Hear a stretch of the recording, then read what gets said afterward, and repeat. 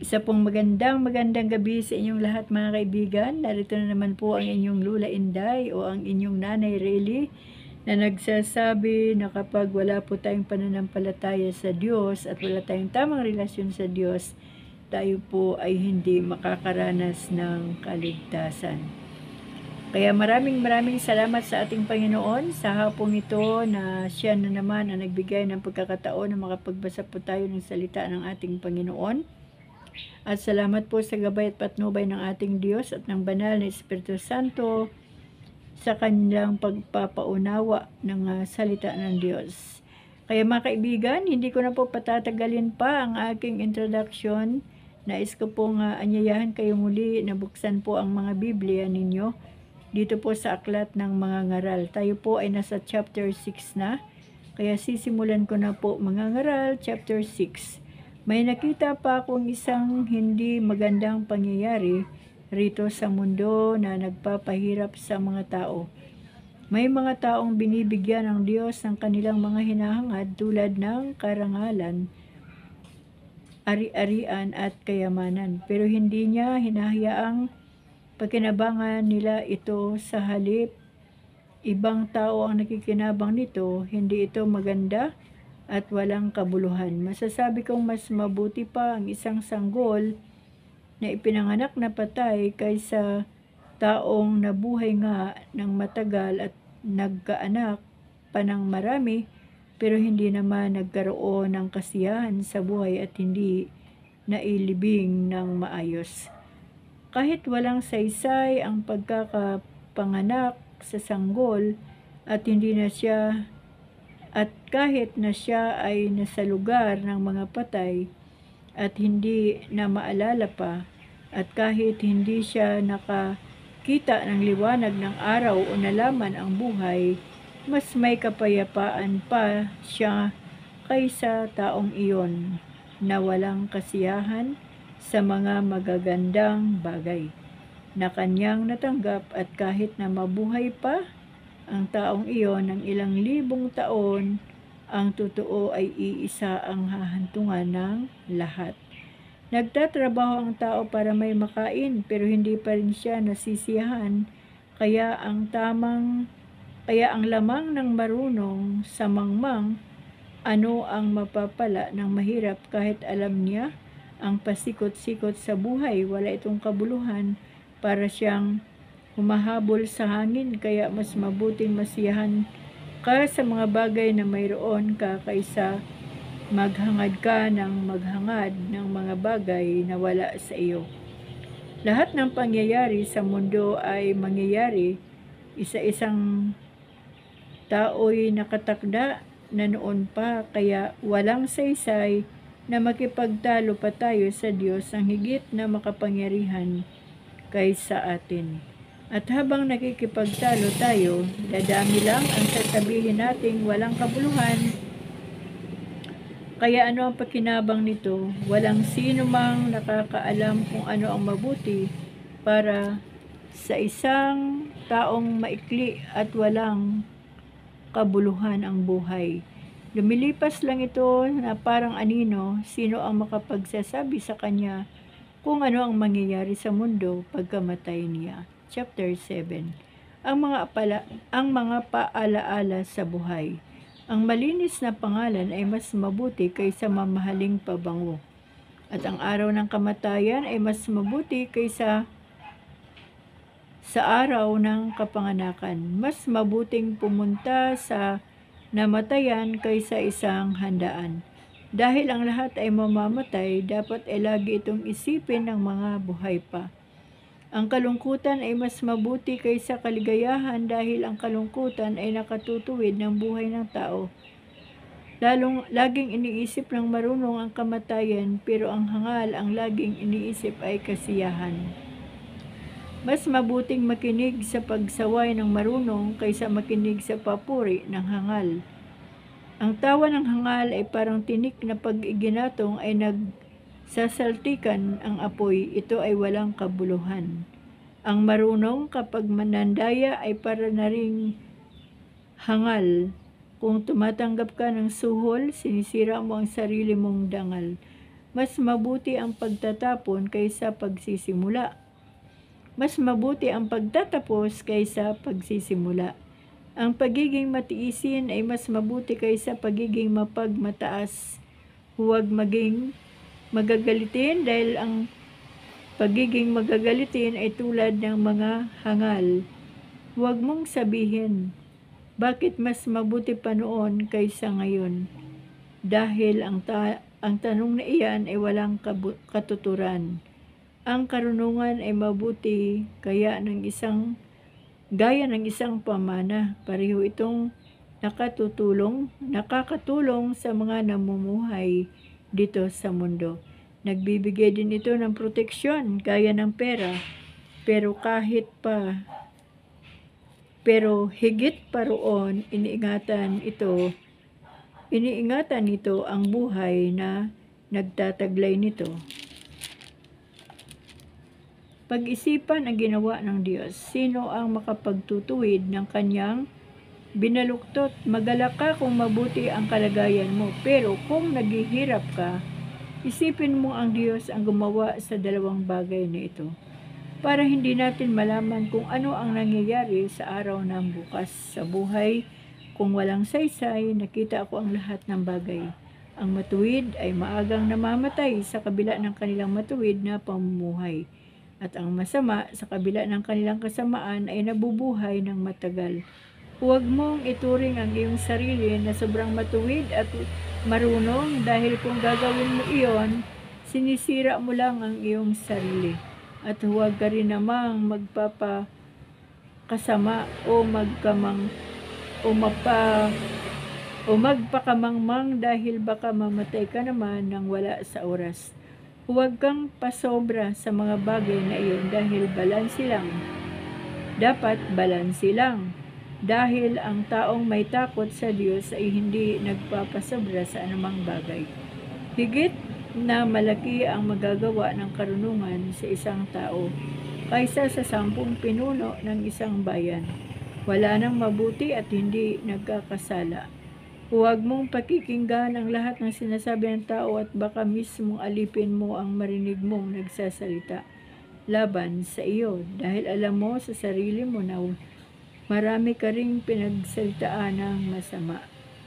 Sinubukan kong intindihin ang lahat ng nangyayari rito sa mundo sa pamagitan ng aking karunungan. Akala ko iniintindihan ko pero hindi pala. Hindi ko kayang intindihin ang mga nangyayari dahil mahirap talagang maintindihan at walang sino man ang makakaintindi nito. Pero patuloy akong nag-aral at nag-usisa para makamit ko ang karunungan at masagot ang aking mga katanungan. At para malaman ko kung paano kahangal ang taong gumagawa ng masama at kung gaano kasama ang isipan ng taong gumagawa ng kahangalan.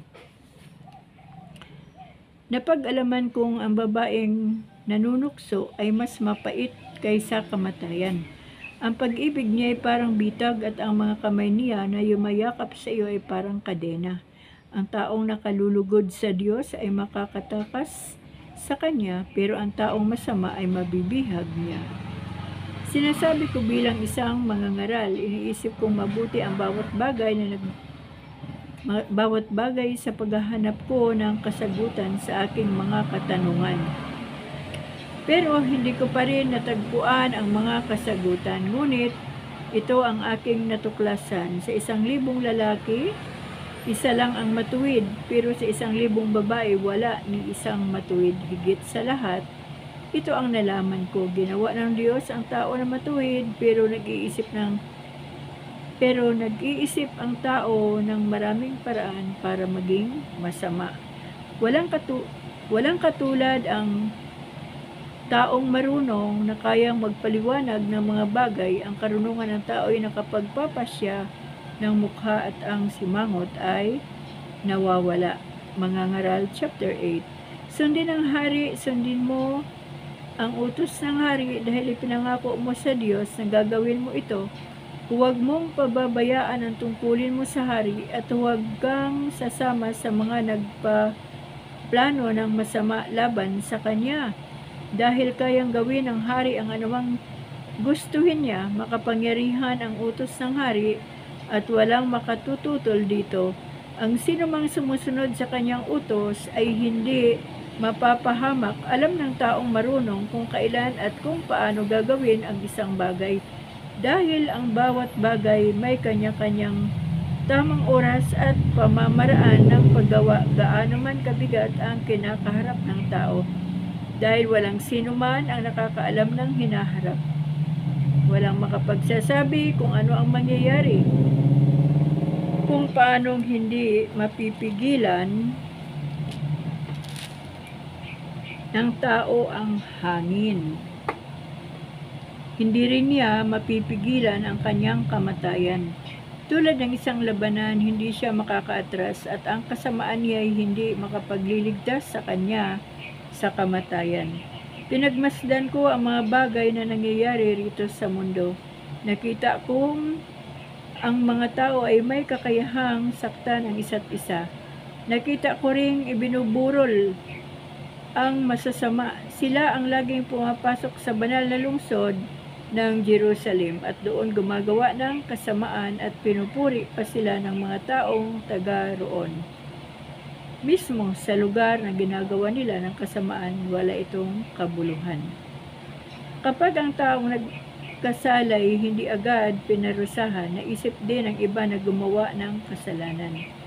Kahit ang isang tao ay magkasala ng 100 bisis at mabuhay pa ng matagal, alam kong mas mabuti pa rin ang kahihinatnan ng taong may takot sa Diyos. Hindi magtatagal ang buhay ng taong masama na walang takot sa Diyos. Magiging parang anino ang buhay niya. Sandali lang at agad mawawala.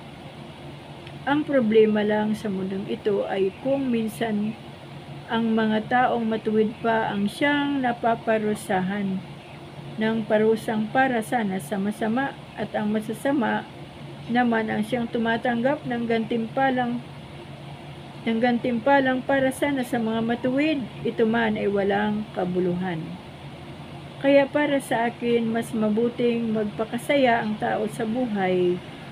Walang mas mabuti para sa kanya dito sa mundo, kundi ang kumain, uminom at magsaya, kasiyahan at magsaya sa ganitong paraan. Mararanasan niya ang kasiyahan habang nagpapagod siya sa buong buhay niya na ibinigay ng Diyos sa kanya dito sa mundo. Habang pinagsisikapan kong intindihin ang mga nangyayari rito sa mundo, nalaman ko kung gaano kaabala sa trabaho ang mga tao araw at gabi. Nakita ko rin ang mga ginagawa ng Diyos dito sa mundo. Walang sino man ang makaintindi nito kung ano pa ang gawin ng tao para intindihin ito. Hindi pa rin niya ito maintindihan kahit sabihin pa ng marunong na naiintindihan niya. Pero ang totoo, hindi talaga naiintindihan. Chapter 9. Iniisip kong mabuti ang lahat ng bagay at nalaman kong nasapatnubay ng Diyos ang matutuwid at marurunong pati ang kanilang mga ginagawa. Pero hindi nila alam kung ang kasasapitan ba nila ay pag-ibig o puot. Iisa lang ang kasasapitan ng lahat ng klase ng tao. Ang matuwid at ang masama, ang tama at ang mali. Ang malinis at ang marumi, ang naghahandog at ang hindi naghahandog.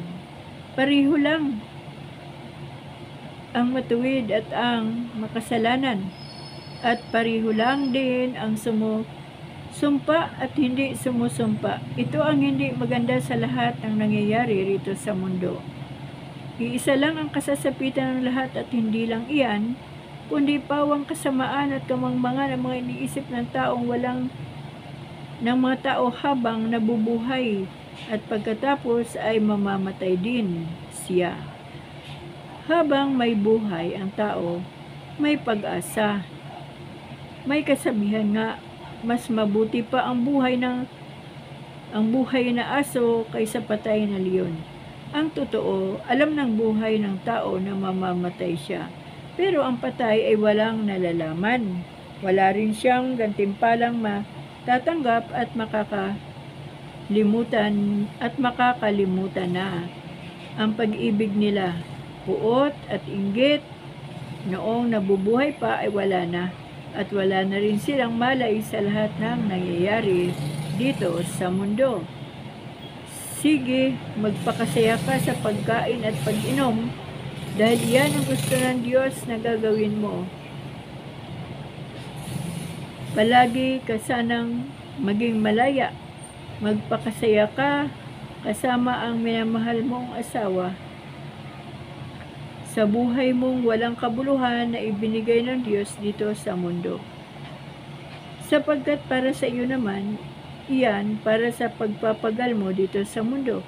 Gawin mo ng buong mong makakaya ang iyong ginagawa. Dahil wala ng trabaho roon sa lugar ng mga patay na patutunguhan mo. Wala nang pagpaplano roon, wala nang kasalanan at karunungan.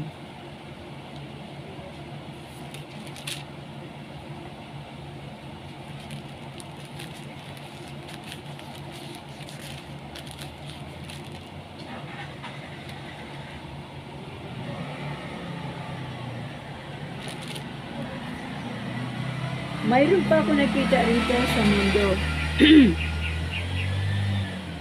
Hindi lahat ng mabibilis ay nananalo sa takbuhan, at hindi lahat ng malalakas ay nananalo sa labanan. Excuse me po. Hindi rin lahat ng matatalino ay nagkakaroon ng hanap buhay. Hindi lahat ng marurunong ay nagiging mayaman. Hindi rin lahat ng may kakayahan ay nagtatagumpay. Dahil ang bawat tao ay may kanya-kanyang kapalaran, pero hindi niya alam kung kailan darating ang takdang oras. Tulad siya ng isang ibong manabitag o ng isdang nahuli sa lambat. Biglang dumarating sa tao ang masamang pagkakataon na para siyang nahuli sa isang patibong. Mas mabuti ang karunungan kaysa kamangmangan. Mayroon pang isang halimbawa ng karunungan ang aking nagustuhan. May isang maliit na lungsod, nakakaunti lang ang mga mamamayan, nilusob ito ng makapangyarihan hari kasama ang kanyang mga kawal at pinalibutan. Sa lungsod na iyon ay may isang lalaking marunong pero mahirap, maaari sana niyang iligtas ang lungsod sa pamagitan ng kanyang karunungan, pero walang nakaalala sa kanya. Sinabi kong mas mabuti ang karunungan kaysa kapangyarihan, pero ang karunungan ng isang taong mahirap ay hindi binibigyang halaga, at ang mga sinasabi niya ay hindi pinapansin. Ang marahang salita ng marunong ay mas magandang pakinggan kaysa sigaw ng isang pinunong hangal. Mas makapangyarihan ang karunungan kaysa mga sandata ng digmaan. Pero ang isang makasalanan ay makasisira ng maraming kabutihan.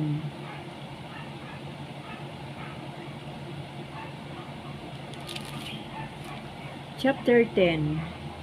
Kung paanong pabaho ng isang patay na langaw ang isang buting pabango, ganon din ang kaunting kamangmangan, nakakasira ng karunungan at karangalan. Ang taong marunong ay gustong gumawa ng kabutihan, pero ang hangal ay gustong gumawa ng kasamaan. At kahit sa paglalakad ng hangal, nakikita ang kawalan niya ng karunungan at ipinapakita sa lahat ang kanyang kahangalan. Excuse me. Kung nagalit sa iyo ang iyong pinuno, huwag ka agad maabitiw sa tungkulin. Dahil kapag nawala na ang galit niya, ay baka patawarin ka niya. Gaano man kalaki ang iyong kasalanang nagawa, may isa pa akong nakitang hindi maganda rito sa mundo at ito'y ginagawa ng mga pinuno. Ang mga mangmang ay binibigyan ng mataas na tungkulin, pero ang mga mayayaman ay binibigyan ng mababang tungkulin. Nakakakita rin ako ng mga aliping nakasakay sa kabayo, habang ang mga dakilang tao ay naglalakad na parang alipin. Kapag ikaw ang naghukay, baka ikaw din ang mahulog doon. Kapag lumusot ka sa butas ng pader, baka tuklawin ka ng ahas doon. Kapag nagtibag ka ng bato, baka mabagsakan ka nito. Kapag nagsiba ka ng kahoy, baka masugatan ka nito.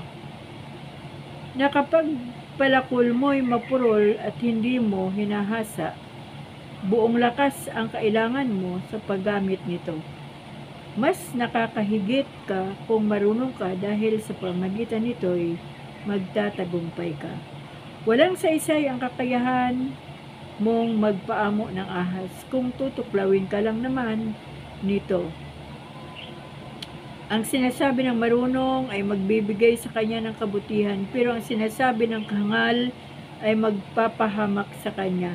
Sa umpisa pa lang, kamangmanga na ang sinasabi niya at kinalaunan ay naging masama na parang nawawala na siya sa sarili at wala siyang tigil sa kasasalita. Walang nakakaalam tungkol sa mga mangyayari sa hinaharap. Kaya walang makapagsasabi kung ano ang mangyayari kapag tayo patay na.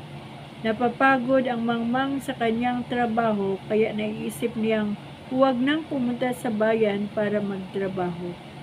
Nakakaawa ang isang bansa na ang hari ay isip bata at ang mga pinuno'y puro handaan ang inaatupag. Pero mapalad ang bansa na ang hari ay ipinanganak sa marangal na pamilya at ang mga pinuno ay naghahanda lang sa tamang panahon para sa ikalalakas at hindi sa paglalasing. Pinababayaan ng taong tamad na tumutulo ang bubong ng kanyang bahay hanggang sa mawasak na ang buong bahay niya. Makapagpapasaya sa tao ang handaan at inuman, at ang pera ay makapagbibigay ng lahat niyang pangailangan. Huwag mong susumpain ang hari kahit sa isip mo lang, o ang mayaman kahit na palihim lang, dahil baka may nagsabi sa kanya. Chapter 11. Ipuhunan mo ang pera mo sa negosyo at sa kalaunan ay kikita ka. Ilagay mo ang pera mo sa iba't ibang negosyo dahil hindi mo alam kung anong kalamidad ang darating dito sa mundo. Kapag makapal na ang ulap,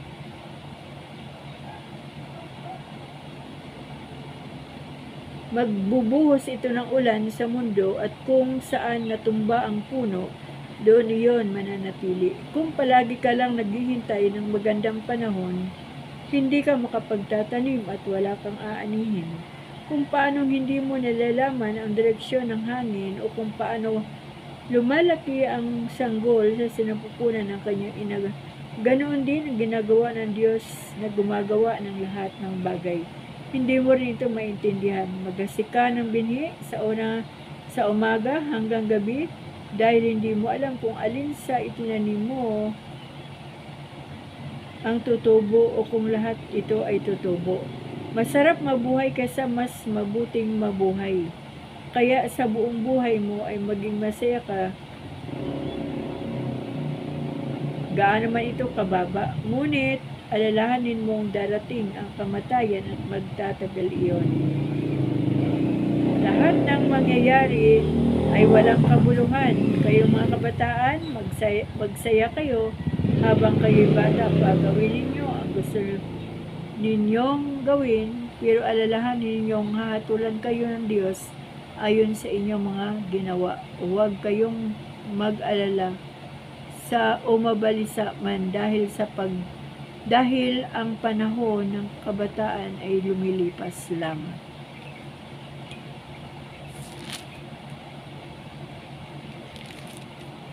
Chapter 12. Alalahanin mo ang lumikha sa iyo habang bata ka pa, at bago dumating ang panahon ng kahirapan at masabi mong, hindi ako masaya sa buhay ko. Alalahanin mo siya bago dumilim ang araw, ang buwan at ang mga bituin na parang natatakpan ng makakapal na ulap. Darating ang araw na manginginig ang iyong mga bibig at mangingina ang iyong mga tuhod. Hindi ka na makakanguyang mabuti dahil iilan na lang ang iyong ngipin. At lalabo na ang iyong paningin, ang tainga mo hindi na halos makarinig. Lahat, kahit ang ingay ng gilingan, uhunin ng mga ibon o mga awitin ay hindi na maririnig. Matatakot ka nang umakyat sa matataas na lugar o lumakad sa lansangan at nang nag-iisa. Puputi na ang iyong buhok, hindi ka na halos makakalakad at mawawala na ang lahat ng iyong pagnanasa. Sa bandang huli, pupunta ka sa iyong tahanang walang hanggan at marami ang magluluksa para sa iyo sa mga lansangan. Kaya alahanin mo ang Diyos habang nabubuhay ka at habang hindi pa nalalagot ang kadinang pilak at hindi pa nababasag ang gintong lalagyan o hindi pa nilalagot ang tali ng timba sa balon at nasisira ang kalo nito. Kung magkagayon, babalik ka sa lupa kung saan ka nagmula at ang espiritu mo'y babalik sa Diyos na siyang nagbigay nito. Purihin po ang Panginoon, mga kaibigan. Yan, tuloy po natin ang last chapter ng mga ngaral. Sabi ng mga ngaral, walang kabuluhan, tunay na walang kabuluhan ang lahat. Paggalang at pagsunod sa Diyos. Bukod sa pagiging marunong nitong mga ngaral, itinuturo din niya sa mga tao ang lahat ng kanyang nalalaman. Pinag-aralan niyang mabuti ang mga kasabihang binanggit niya rito. Pinagsikapan niyang gamitin ang mga nararapat na salita at ang lahat ng isinulat niya rito ay tama at totoo. Ang mga salita ng marunong ay parang matulis na tungkod sa pantaboy ng pastol sa paggabay sa kanyang kawan o parang pakong nakabaon. Ibinigay ito ng Diyos na tangi nating tagabantay. Anak, mag-ingat ka sa isa pang bagay na ito. Ang pagsusulat ng aklat ay walang katapusan at ang labis na pag-aaral ay nakakapagod. Ngayong nabasa mo na ang lahat ng ito ang aking huling payo. Matakot ka sa Diyos at sundin mo ang kanyang mga utos dahil ito ang tungkulin ng bawat tao. Sapagkat hahatulan tayo ng Diyos ayon sa lahat ng ating ginagawa. Mabuti man o masama, hayag man o lihim. Yan, mga kaibigan, maraming salamat po sa ating Diyos mula po sa chapter 6 hanggang chapter 12. Tingnan po natin. Tapos na po natin nabasahin ang mga ngaral. Ayan, hanggang chapter 12 lang po ang mga ngaral. Ayan, sa dami po ng ating binasa na paalala, at pagtuturo, talaga pong wala pong kabuluhan ang buhay dito sa mundo kapag hindi po natin ito pinagamit sa Panginoon. Ako man po ay nalulungkot din dahil hanggang dito lang po sa social media, ako po nakakapagpahayag ng salita ng Diyos at namimiss ko po yung mga panahon na kumakatok kami sa bawat pintuan ng mga bahay.